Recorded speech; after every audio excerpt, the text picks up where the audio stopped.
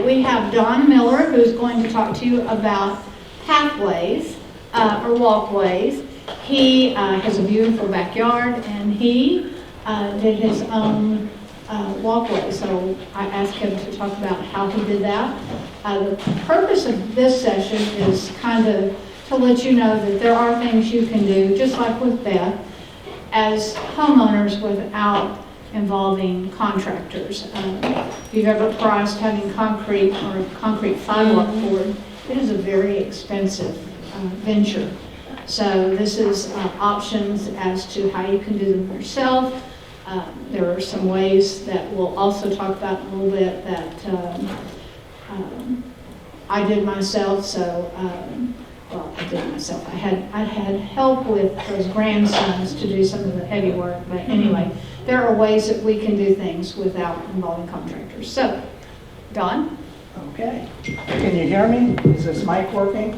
Let me turn this on. Yes.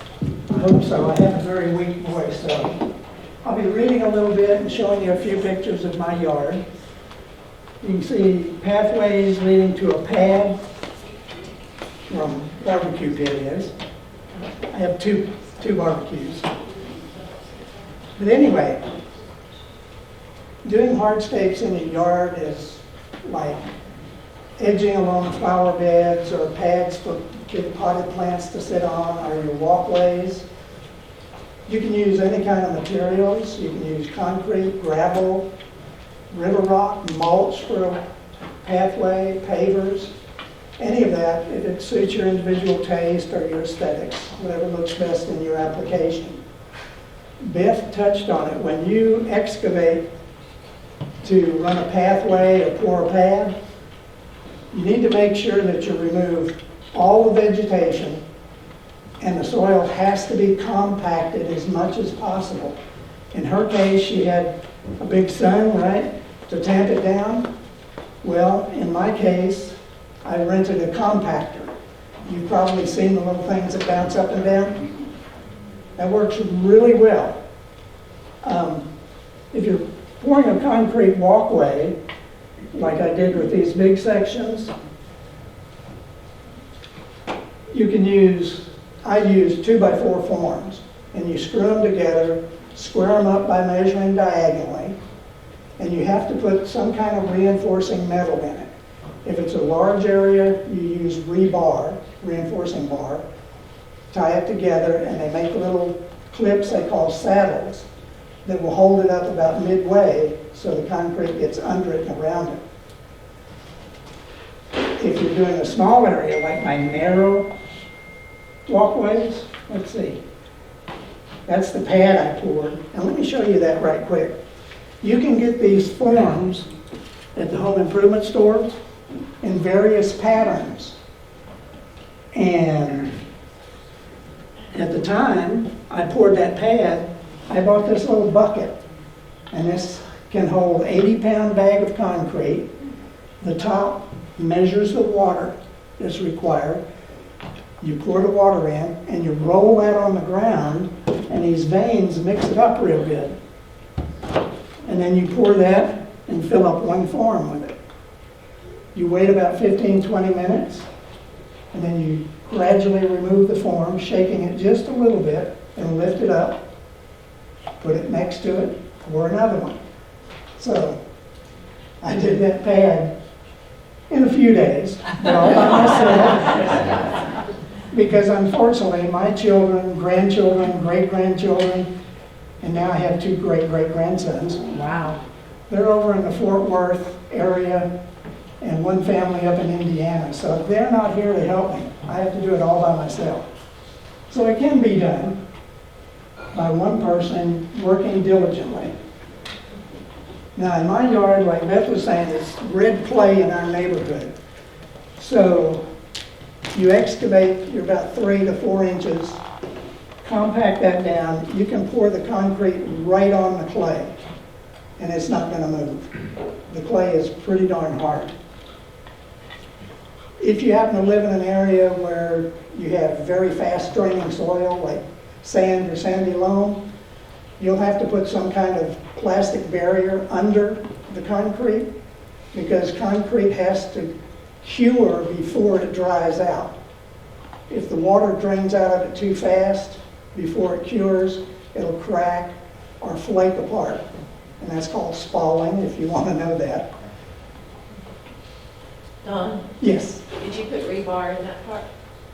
In this form, no. It doesn't require anything because it's pouring those little individual drops. No. Then you put something between them? No, that's actually open. And it just gradually fills with dirt and weeds, and that's where Roundup comes in. Or the weed eater. When I'm doing the lawn, I'll just sweep through there with the weed eater and knock everything down. But it made a really nice path, or pad. And one of the handy things about that was I had the sprinkler system put in after I put this pad in, and I had to run a line across. You can see a little depression there, but I had to pull the stones out. They ran the line, and then I reset the stones. And they, of course, they sank in a little bit, so I had to come back, lift them back out, put a little fill in, and put them back in, tamp them down. So that made that very handy. And none of them broke? No, no. When you're resetting them, you don't smack them with a big hammer, okay? You can use a rubber mallet and gently tap them in, or just press on them real good to get them to set. And then foot traffic will keep them in there. This is the walkway. After I had an addition put on the house, and I had to pour a pad at the back door, quick thinking, I grabbed that form and I said, I'm going to impress this pattern into this. So I did. I used that to put the pattern in it, and then I used a tuck pointing tool to make sure everything looked nice and neat. And then I decided it's too hard doing that, so I was going to run ribbon. So this is where you need the remesh. I put remesh in all of that. And I did I think that's about 2.5 feet wide by about 5 feet long. I did a section at a time.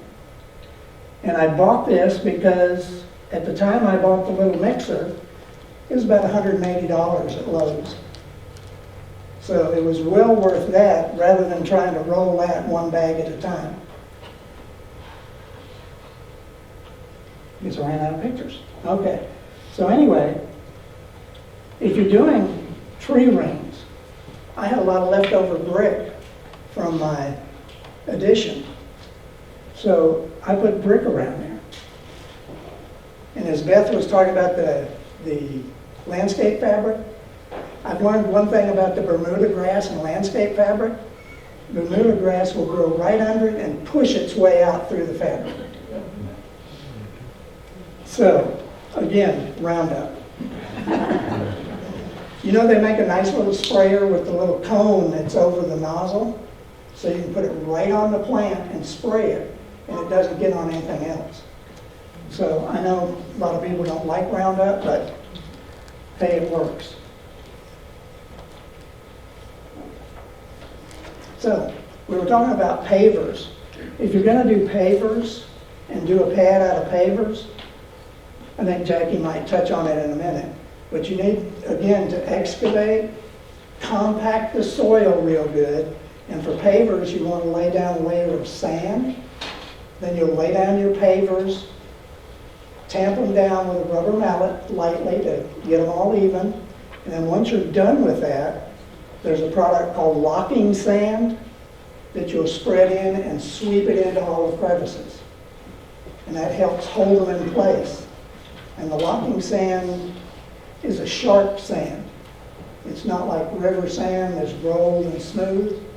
It's very sharp, so it grabs on and holds. One tip I forgot to mention, when you're pouring concrete, make sure you have some place for the extra concrete, you know, a little form of some pattern you want, because you'll invariably end up with a little bit extra. You don't want it to set up in your mixing vessel, you know, whether you're using a bucket or a mixer. You don't want it to harden in there. That will cause all kinds of problems.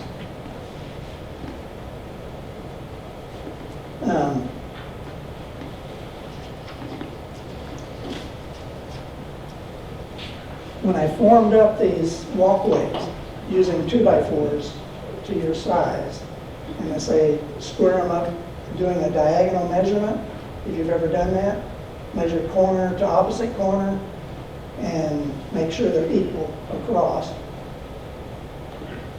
If you put them together with screws, which really is the only way to do that, once it sets up overnight, you can come back and pull the screws out and gently take the forms away so you don't break the concrete.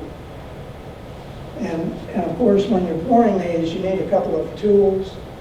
One is an edging tool. It makes a nice rounded edge so you don't have a sharp corner that flakes off or hurt somebody. And of course, there's an expansion tool. If you run a very long walkway, you have to put expansion joints in it because you want it to crack there and not through the middle of the wall.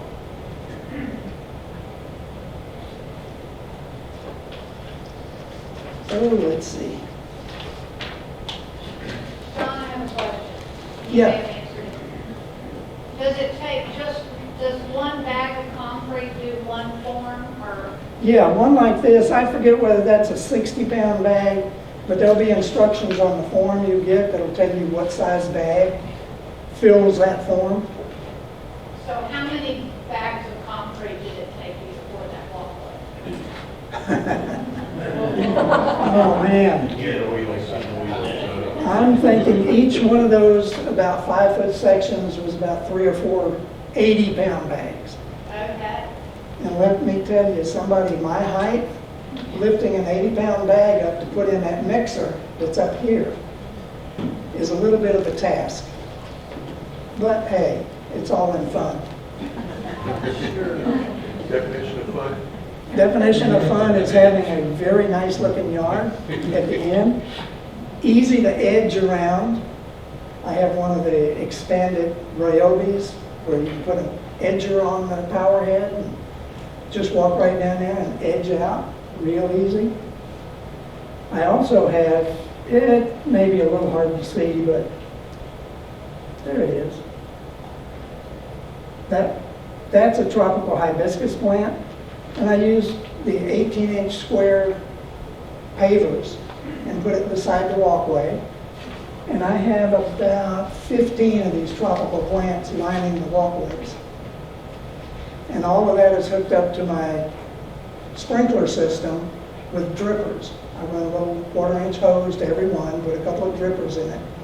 So everything's automated, don't have to worry about watering it. Just turn it on and let them go. Okay, so my next question is, once it's, so you've got this 80-pound bag of concrete next to this mixer, how do you get it to the paver? Is there a hose, or, because I'm thinking. No. Okay, Let's see. mixer See pit. that? That's the down position. Okay, You roll that right up to the form, pull the pin, tilt it over, and it just empties right into the form. okay, And then you use whatever tool's handy, like a hoe or a garden rake, and you smooth the concrete out first, get it all filled in. Also mention that along the edge of the form, you need to use some kind of narrow board to tamp along the edge of the form to make sure there are no air pockets against that form. So if you leave an air pocket, you'll pull the forms off and there'll be a big hole in the concrete. So you tamp along the edge to make sure that's all out of it. And then you have a nice smooth edge. John, how thick is the concrete when you? This makes 3.5 inches because the 2x4 is 3.5 inches. 3.5 inches is quite sufficient for foot traffic. Not going to support a vehicle, but it will do great for foot traffic. That's been down there since about, I'm thinking 2009 or so. So it's been there a while. And Did you use just plain cement, or did you use Portland cement, or add any sand to I it? go big quick-crete the bags. It's already ready mixed. Put it in there and mix it up and pour it in, and it's fairly quick drying, quick setting. So when you're doing one form, though, you need to mix the bags pretty quickly to fill up the one form. Don't leave it half and then take a break and come back later and pour the other half. Because as one starts setting up, they're not going to bond together. So you can adjust the size of your forms to however much you think you can do at one time. Like I say, I did this over a period of weeks. So do maybe a couple of sections one day and then a couple the next day. But this goes from my back door around to those barbecue pits. It goes all the way over to my greenhouse, around that side of the house, all the way up to my shop, where I have a little woodworking shop. And back to compacting soil, I had Abilene Portable Buildings build me a specific size building with a sloped roof to one side that would just fit under my eave on the narrow part of my property. And I compacted that soil real good and then set bricks at the entrance of the portable building where it was going to go. And when we pulled it in there and set it, it's been at least 30, more like 40 years, and it has not settled a bit. But if you notice that little place there, where the edge is lifted up, the other end down there is sunk down, that's because I didn't compact that soil very well when I was pouring these. So at the flower bed edge, which is that one that sunk in, where it had good soil for growing, in that place, Duranta and Creeping Jenny and Esperanza and things like that, it got soft and settled, which then raised this side at the lawn edge. So now, I'm going to have to excavate under this corner and then very carefully try and lift the other corner, hoping it won't split the concrete. If it does, then I just have to remove the whole thing and pour a new pad. So, again, that's why compacting is so important. Then I was thinking about math. You know how to figure out how much concrete you need. I did give some handouts back there if everyone got one. But concrete's measured in cubic feet, but you're going to be measuring in inches with your ruler.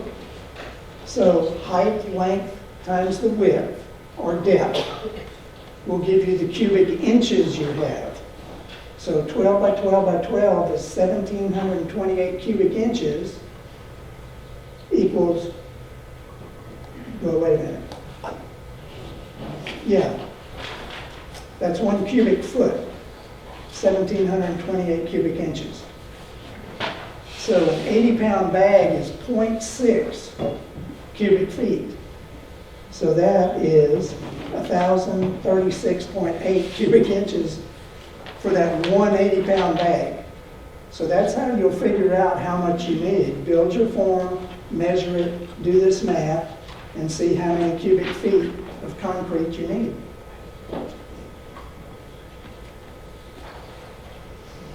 And anyway, if that's a little hard for you, they have calculators online where you can just punch in your measurement and they'll tell you how many bags you need. Okay, any questions on this? Adding color to the concrete? Oh, I forgot to mention that. Yes, you can buy color to mix in with the concrete, or you can wait a certain length of time and the color will tell you. They make stains for the concrete, but the concrete has to age a certain period of time, and then you can put the stains on it. I did that in I had the contractor do it in my sunroom. After they built the sunroom, I left a bare concrete floor. They came in and stained it a nice red color. And that lasts Forever. forever? Until my water softener leaked and poured salt water on it, which ate through the coating. So now I have like a dry riverbed running through my sunroom. I did go back and recoat it to seal it, but there was no way to get the color back without doing the whole room, and it wasn't worth that. And anyway, They told me, oh, that gives it character. I said, okay. Yes. So, when we visited your place on the tour, you had 5 feet section? Yes. They're about 5 feet, yeah. 5 feet by, It's about 2.5 feet, I think. They're narrow. They're just wide enough for one person. You can't walk arm in arm, side by side on them. Just for one person to walk along and stay off the grass. That width down there? Yeah, because you can see the pattern is right along the edge. So that's one, well, let me see how that's oriented. Yeah. The walkways are just a little bit wider than that form. So you put a concrete around that then? No, what I did is I poured the concrete because I was doing ribbon concrete walkways. These over here because it was easier than doing the individual. And I would pour that, and while it was still hardening, I took this form and pressed into it to put the pattern in it so it would match this other. That I did individually. And that was a lot of work doing it individually. But if you're doing small areas or a short walkway, this is really an easy way to do it and make a good looking product. They have all kinds of different patterns. The latest one when I looked up was a random stone pattern, so it's got different shapes. And they have ones that are in brick pattern, so. Unfortunately, this little mixing thing it's Odd Job brand made in Canada, and I can't find it online anymore, except on eBay. And they really know what they've got, because they're not cheap on eBay. Don, do you remember how much those forms were that you bought? Oh, this form? It seems to me when I bought this, of course it's been a long time ago, was probably around $20, $25. But this thing lasts forever. Would you find it useful to have 2? If you had somebody helping, you could do that. Otherwise, I was wondering if you could be like, you letting one dry for 15 minutes and then do another one, and then you're kind of like frog hopping or something. but I tell you what, after you roll this on the grass for about 10 minutes or 5 minutes or so to mix it up, you're ready for a break. I'll tell you what, because figure it out, you're down here like this, rolling this stupid thing. You gotta kick the can. Yes, sir. You know, I have an old a wheelbarrow, a metal wheelbarrow, and I take that same bag and dump it in and Right. just add some water. Mix it up with a hoe, you can do or a that. shovel. Yeah, And then you've got easy transport too. right, exactly. So if you're just mixing small lots, Right. Yeah, this was a handy idea because you could put the exact amount in that bucket, mix it up, and it filled one form. You had the exact amount. right? But yeah, using a wheelbarrow, that's fine. Yeah, that was 15 years ago, so therefore it was a lot easier. It was, yes. Before my first engine attack. I don't think that caused it, but Don, how'd you get them so smooth on the top? They look nice. You have to use well, a trowel. anytime you're pouring concrete, you use a nice concrete smoothing trowel. And like I say, you use the edge tool. It's a small tool with a rounded edge, and you run that along the sides. It makes a nice round edge. So there are a few tools like that you'll need to do it, but they're not all that expensive. Have you ever tried to use leaves from your plants in your garden to make like an indentation in your pavers? Or No, I haven't done the artsy stuff. It's really easy. And if you use your, after it dries, to pull the leaves out Yeah. that out there with tweezers, because some of them, the veins are really thick. Yeah, you can certainly And do use that your if you stain, want. and you can stain it with different colors. Yeah, that was not my plan here. My plan here was to get it done and make it at least match my pad. And the story of that pad is terrible because the previous owner had a lapidary shop built on it, which rotted away, and it was a concrete pad. I had my old Orangeburg sewer line replaced. The plumbers came out and said, oh, we're gonna have to remove that pad to put the sewer line in. I said, okay. So they broke it up, hauled it off, charged me for it, of course. Then they went and pulled a permit and said, oh, the sewer line doesn't go there. It comes out of the house and goes that way. Great. So now I had this hole in the ground, and I said, okay, I'm gonna fill it with this. So, next time I'll know, go pull the permit first, and then come back and tell me what I did.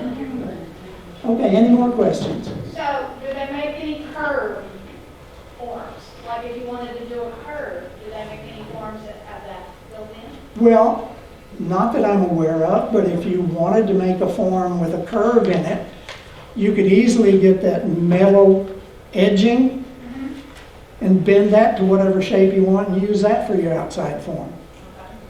Now, one thing to mention, when you put these forms in, make sure you get some stakes and put in beside them, put a screw in them, hammer those into the ground pretty good so the form can't shift on you when you're pouring the concrete in.